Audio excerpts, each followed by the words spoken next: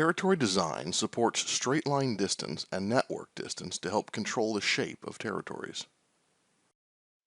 To manage and load all territory design settings, open the Distance Parameters feature from the Territory Design ribbon. Here are some application examples. When distance type is set to straight line, you can limit territories using a simple radius, like 100 miles from your franchise. When using time-based series options, you can ensure your trucks won't drive beyond 50 minutes from your warehouse.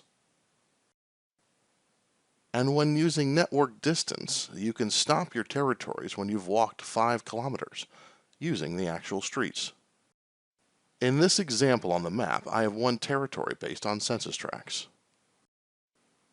When I load a 10-mile straight line diameter distance into the solution and then solve, you can see the territory shapes adhere to the circular boundary.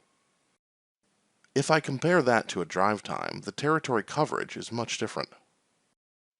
When I resolve my territory based on this 10-minute drive time distance, the territory stops growing when it reaches the network boundary.